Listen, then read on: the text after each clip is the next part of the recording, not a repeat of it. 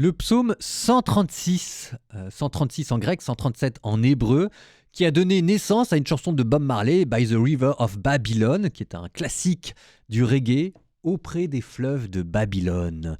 Peut-être que vous le connaissez, je sais pas. En tout cas, c'est un classique. On en parle juste après, je vous laisse d'abord le découvrir, d'accord ? Psaume 136.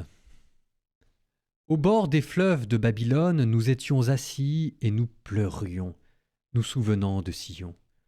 Au saule des alentours, nous avions pendu nos harpes. C'est là que nos vainqueurs nous demandèrent des chansons et nos bourreaux des airs joyeux. Chantez-nous, disaient-ils, quelques chants de Sion. Comment chanterions-nous un chant du Seigneur sur une terre étrangère ? Si je t'oublie, Jérusalem, que ma main droite m'oublie, je veux que ma langue s'attache à mon palais, si je perds ton souvenir, si je n'élève Jérusalem au sommet de ma joie. Souviens-toi, Seigneur, des fils du pays d'Édom et de ce jour à Jérusalem où ils criaient « Détruisez-la, détruisez-la de fond en comble !» Ô Babylone misérable ! Heureux qui te revaudra les maux que tu nous valus, heureux qui saisira tes enfants pour les briser contre le roc. C'est le psaume que tous ceux qui vivent des situations compliquées, ceux qui sont exilés, ceux qui sont réduits en esclaves, et ça arrive, et plus souvent qu'on ne le croit, utilisent. C'est un hymne dans lequel tous ceux qui souffrent de l'exploitation humaine, l'homme qui exploite l'homme, se retrouvent et se reconnaissent. C'est les Hébreux en Égypte, ce sont les populations noires qui étaient en esclavage. C'est la population juive qui s'est à nouveau retrouvée en exil à Babylone. Oui, parce que c'est de ça, hein. Auprès des fleuves de Babylone, nous étions assis et nous pleurions, c'est l'exil. Je vous rappelle, pour ceux qui ont suivi la Bible en un an, pour les autres, vous l'apprenez en même temps que je vous le dis, mais le point central de l'Ancien Testament, c'est probablement la destruction de Jérusalem et la déportation de la population juive à Babylone. Nous, on est chrétiens, donc pour nous, le sommet de la Bible, c'est Jésus. Et on a raison. Mais imaginez un instant que le Nouveau Testament n'était pas écrit, ce serait quoi pour vous le sommet de la Bible ? Je pense que ce serait la déportation à Babylone. Il y a ça, ou alors il y a la sortie d'Égypte. Mais la sortie d'Égypte avec Moïse, c'est un événement heureux. La déportation à Babylone, c'est l'événement malheureux, c'est le traumatisme national, le traumatisme historique qui a fait que les Juifs ont complètement réécrit la guerre. C'est un psaume qui a été écrit après une catastrophe nationale. Et ça vous montre ici la plus grande tristesse de ce peuple. C'est ça ce qui est assez étonnant, c'est qu'ils ne pleurent pas d'abord sur eux-mêmes, ils ne pleurent pas d'abord sur la défaite, sur le pays qu'ils ont perdu, ils pleurent sur l'impossibilité du culte en exil. Comment chanterions-nous des chants sur une terre étrangère ? Alors on pourrait se dire, comment chanter sur une terre étrangère parce qu'ils sont au milieu des méchants ?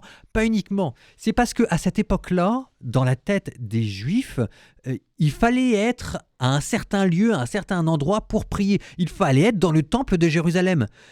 La révélation était peut-être pas encore arrivée jusqu'au moment où on vous parlait d'un Dieu qui régnerait sur toute la terre. Pour beaucoup de personnes, israélites compris, le Seigneur de la Bible agissait en priorité dans la Terre Sainte, à côté de Jérusalem, et que c'est là où il avait fait habiter son nom, c'était le Dieu des montagnes. Et c'est justement parce qu'un jour, les Juifs vont se retrouver exportés, exilés loin de Babylone, qu'ils vont être obligés de repenser la seigneurie de Dieu sur tout l'univers, sa transcendance, et de s'apercevoir qu'on ne peut être dans une terre étrangère et quand même louer Dieu. Mais ça veut dire qu'on ne peut pas offrir de sacrifice. Et c'est le moment où la louange, le chant, va remplacer le culte en terre d'exil. Et quand ensuite tout ce beau monde reviendra à Jérusalem, vous aurez les deux formes de culte, le culte sacrificiel et le culte de louange. Ce qui est assez intéressant parce que pour nous chrétiens, en ce moment, je la fais courte, je caricature un petit peu, mais vous avez l'Église catholique qui est principalement centrée sur un culte sacrificiel, et c'est vrai que c'est le grand modèle dans la Bible, et vous avez le culte protestant qui est principalement centré sur le culte de louange et qui est un culte post-exilique. Normalement, dans l'idéal, il faudrait qu'on arrive vraiment à bien mettre les deux ensemble, mais là, il y a quelque chose de touchant parce que c'est vraiment la prière du pauvre. Si je t'oublie, Jérusalem, que ma main droite m'oublie. Si je t'oublie, Jérusalem, c'est pas un cri nationaliste ou patriotique, il y a peut-être ça derrière aussi, mais c'est d'abord le désir de rentrer à nouveau dans le temple de Dieu pour à nouveau pouvoir lui offrir des sacrifices. Ça, cette mentalité du réfugié, cette mentalité de l'exilé, ça devrait être la nôtre. Nous ne sommes pas faits pour vivre sur terre. Et pour nous, la Jérusalem, elle est dans le ciel. Je rappelle ce qu'on avait dit dans le Nouveau Testament, paroisse, paroïka en grec, c'est la demeure de l'étranger, la demeure de l'exilé, la demeure temporaire. Donc il y a peut-être quelque chose à voir et à revoir, et pour nous c'est aussi une manière de penser non seulement à ceux qui souffrent à cause de la religion, notamment les chrétiens persécutés. Il y a plus de 300 millions de chrétiens persécutés dans le monde, ce psaume est écrit pour eux, il ne faut pas l'oublier, mais aussi plus largement à tous ceux qui se font exploiter par l'homme. À la fin, vous entendez cette phrase assez terrible: heureux qui te revaudra les maux que tu nous valus, heureux qui saisira tes enfants et les brisera contre le roc. On en a déjà parlé au moment des psaumes imprécatoires, mais souvenez-vous, ici, c'est pas le plaisir d'appeler à la violence, c'est que dans sa colère, dans sa tristesse, dans son amertume, il y a une violence qui, dans l'homme, a besoin de s'exprimer, de s'extérioriser. Et si jamais on peut l'extérioriser dans la prière pour la confier à Dieu, c'est peut-être mieux que de l'extérioriser à travers les armes.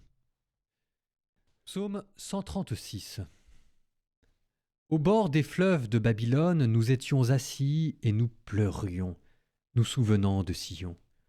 Au saule des alentours, nous avions pendu nos harpes. C'est là que nos vainqueurs nous demandèrent des chansons et nos bourreaux des airs joyeux. « Chantez-nous, disaient-ils, quelques chants de Sion. » Comment chanterions-nous un chant du Seigneur sur une terre étrangère? Si je t'oublie, Jérusalem, que ma main droite m'oublie, je veux que ma langue s'attache à mon palais, si je perds ton souvenir, si je n'élève Jérusalem au sommet de ma joie.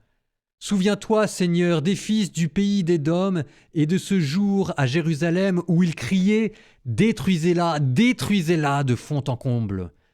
Ô Babylone misérable! Heureux qui te revaudra les maux que tu nous valus, heureux qui saisira tes enfants pour les briser contre le roc.